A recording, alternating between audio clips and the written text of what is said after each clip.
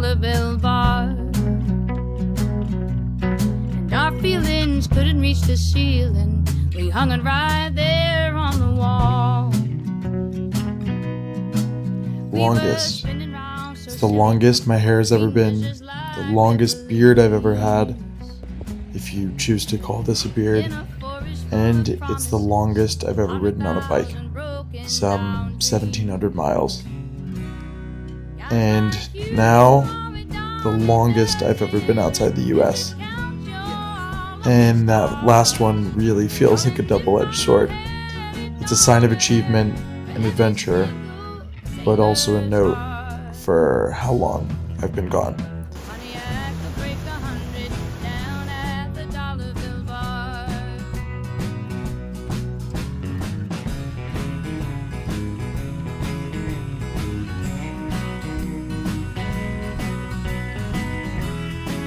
Avenida Calle, en el centro de educación. So don't live too close, shout the dollar bills down at the dollar bill bar. In the last month, I made my way from the rainy mountains of Ecuador down to the desert beaches of Peru. And I know that sounds strange, desert beaches, but here in Peru, it's a land of extremes. In the water, you have some of the most productive fishing in the world, thanks to the Humboldt Current, producing, in my opinion, some of the best damn ceviche in the world. Well, it's not really much of a contest, it is a Peruvian. But you don't have to look far for the other extreme. In these seaside beach towns, water is a severe lacking resources.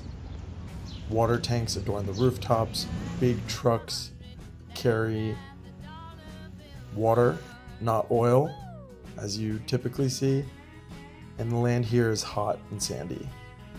While the ocean offers reprieve, going just a few miles inland with my bike has been a journey to hell.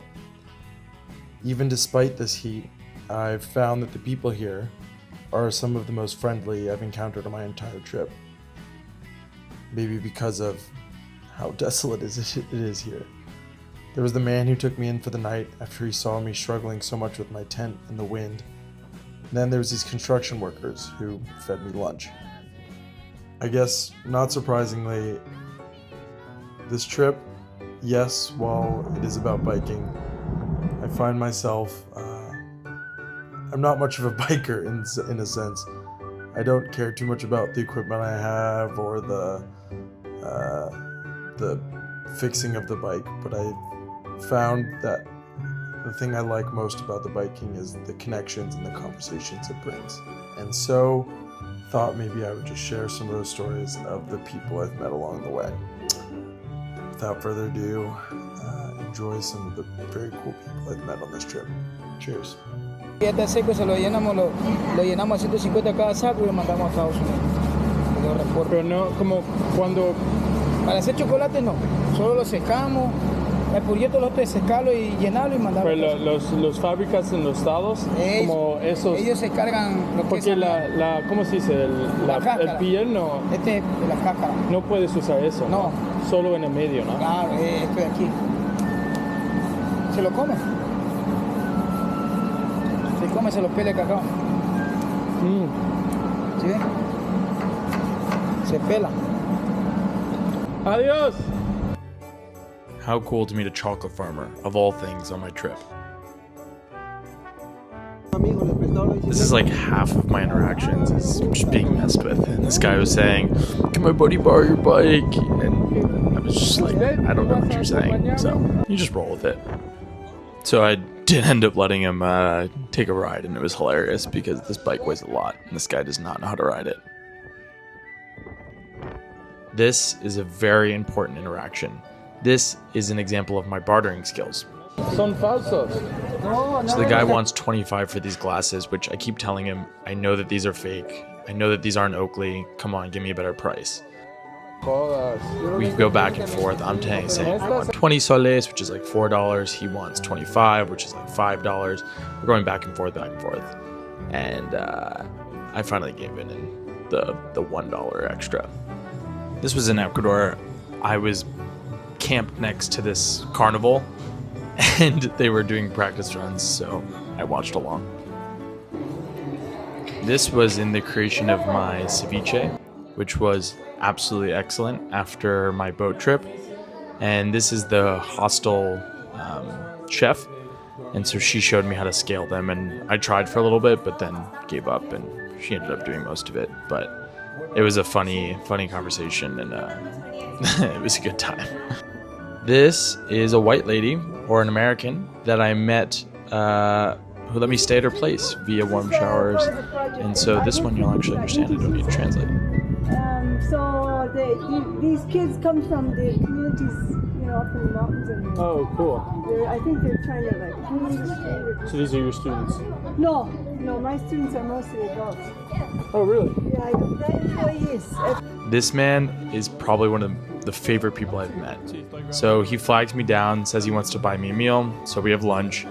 And after a couple beers, he says, come on, let me give you a ride to Cuenca, which is like 30 miles away. And I gladly take the ride, especially after a couple beers. And we are just sat here chatting, having a blast.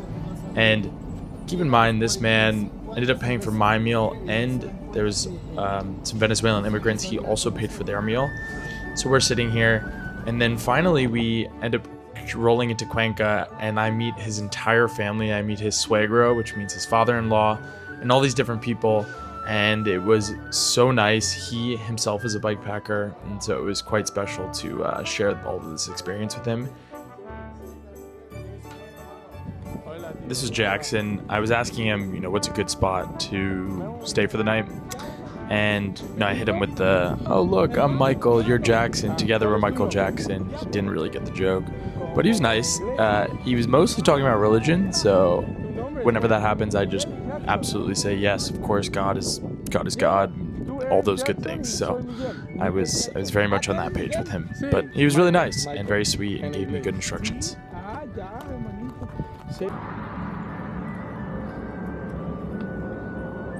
Hola, buenas. ¿Cómo estás? Hola, tío.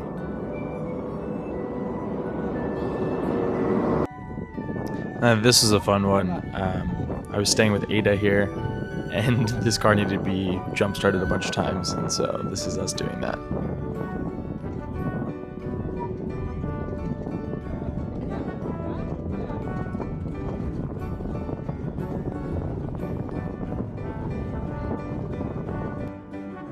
Okay, thanks for watching. It's been a great trip, 3 months so far. By my calculations, I have another 5 to 6 more months, so a lot more stuff to come, and I know a lot more people to meet. Oh, and look, some of the best churros I've ever had right here. Okay, bye.